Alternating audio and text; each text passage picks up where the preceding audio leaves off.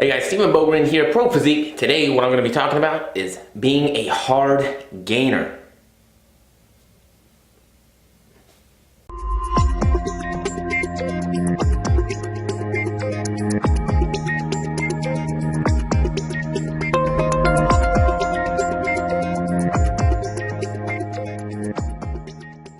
So hey everybody, once again, Stephen Bogren here, Pro Physique.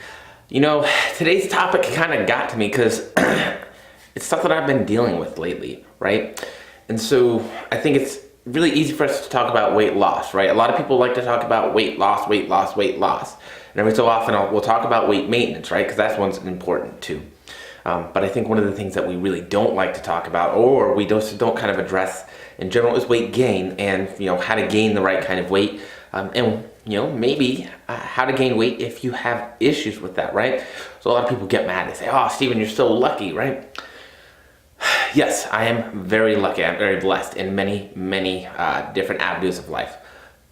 But what they're saying I'm lucky in is because it's difficult for me to gain weight. My body just kind of likes to stay at a point. And so that has been in the 180s for a long time. And I think that a lot of people misinterpret me eating a little bit more of those dirty foods, right? Because that's kind of what I have to do to get my calories in. So let's talk about being a hard gainer today. Now, for those of you who don't know, and a lot of people don't have this experience, being a hard gainer is somebody that has a very difficult time gaining weight. Typically, you just have a very fast metabolism. It's super inefficient, and you can just kind of burn through calories all willy-nilly style. So that is essentially what being a hard gainer is. And for those of you who don't know me, when I graduated high school, I was the same height, 5'10" and 1/2 inches. And I was about 135 pounds. Now, I was 135 pounds and I was like that kind of like skinny fat, you know, where I didn't really have any muscle on me. So I wasn't a good 135 by any means. So the fact that I am now sitting around 190 is a very big deal for me. That's a huge, like, yes. So the thing with me is that if I don't pay attention to making sure that I'm hitting my calorie goals and getting enough food and eating enough food, what happens is after a few days, my body weight starts dropping back down. It starts coming back down towards 185, really. Normally about 187 is where I catch it, right? So for me, if I'm not very structured in terms of making sure that I'm eating enough food, I lose weight unintentionally. Now, is that necessarily a bad thing? Well, for a lot of people, no, right? But I'm not overweight, and my goal is to put on good quality muscle to continue to get stronger, to continue to build a better physique. If you want to build a better physique, you have to be in a calorie surplus. Now, for some people, a calorie surplus is a lot lower than others, right? There's a history of dieting involved in that. There's genetics involved in that. There's just a lot that goes into it, right? How you respond to diet, how you respond to exercise. But for hard gainers, for people like me, for those of you out there that have the same issues that I have, we have to pay a lot of attention to making sure that we get enough calories in.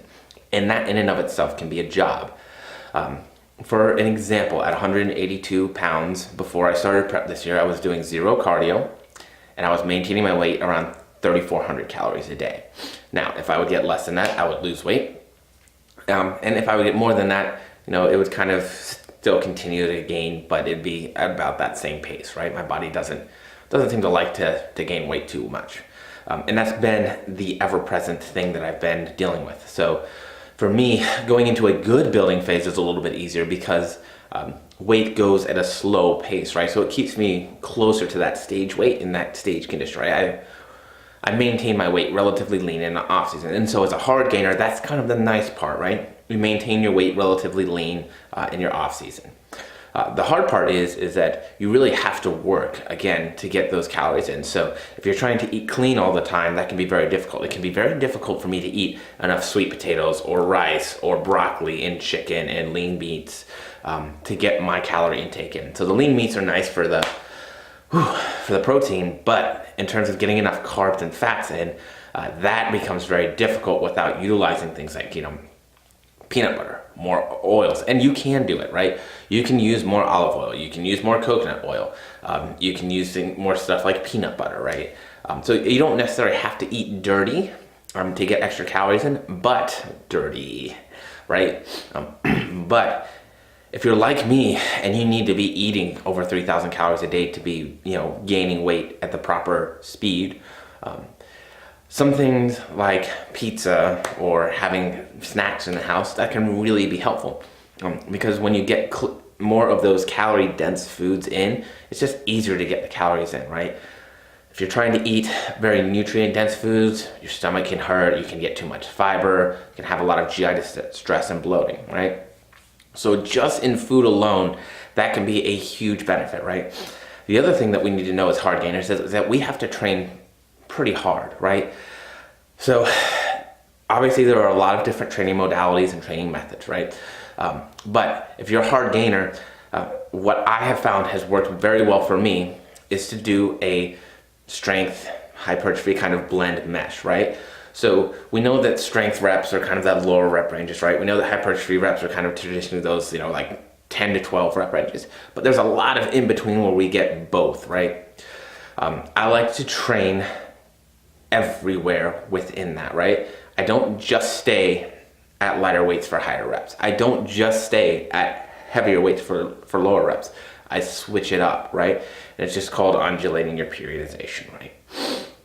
So I make sure that not only am I pushing myself to get stronger, right? But I'm also pushing myself to make sure that I'm putting in the work for the volume also.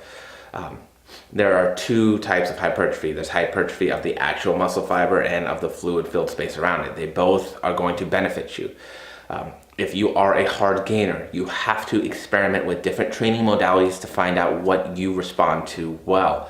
Not everybody responds to the exact same training modality the exact same way. We've seen it done in studies, right? So like identical twins, they respond very similarly to something, but if you look at a different set of twins, they will have different responses to the same things, right? So we don't want to treat you like a one size fits all. I can't tell you to go in and do sets of 15 to 20 because that might not work for you, right? Now, for some people, they might respond well to that. But typically for hard gainers, we have to make sure that we are doing the right things to get our muscle fibers towards those type 2 fibers, 2-esque, right? Don't get me started. I'll get on a fucking tirade about sciencey shit and physiology. But for the most part, I find that they respond very well to having more intensity in their strength training program. So remember guys, if you're having a hard time getting weight, yes, it sucks. Trust me, I get it. But there are definitely ways that we can make sure that we're doing the right things to make the most out of what we have, right? So make sure we're eating enough calories, make sure weight is increasing at a steady rate, but not too fast. Obviously, just like anyone else, we don't want to put on 2-3 pounds of fat a week, or of weight a week, excuse me. And as a hard gainer, that's going to be really, really difficult. You're going to have to be eating 6,000-7,000 calories a day probably for a lot of you. But we also don't want to just have to maintain, right? So there should be a very nice, slow, controlled rate of weight gain. Typically, I like around 1 pound a month. It's a good place for anyone, right? But understand that you just might have to be eating more. You might just not be eating enough, right? Now, I've seen some people that are hard gainers that they need to be on, 450, 500 grams of carbs a day. I've seen others that have to be on like 650, 700 grams of carbs a day. So we can't give you the one size fits all approach. We have to make sure that we're treating you as an individual. Some people are going to need more food than others. There are ways to help moderate that. You can use more fats as well, because fats are a little bit easier calorically to get in. They're more dense, right? So there are lots of options, but when it comes to food, and if you're a hard gainer and you're finding that you're not gaining weight and you're not making progress in the gym, you most likely just need to eat more food.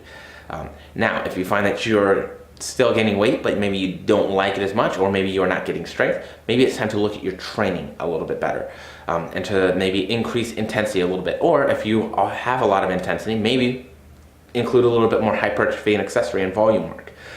So remember guys, there is no one size fits all shoe about this. These are just a couple of things that I've seen through my experience, not only with myself, but with my clients as well. So hopefully it helps you guys out. Anyways, that's it. Have a wonderful week. Enjoy your Mondays. I'll talk to you soon.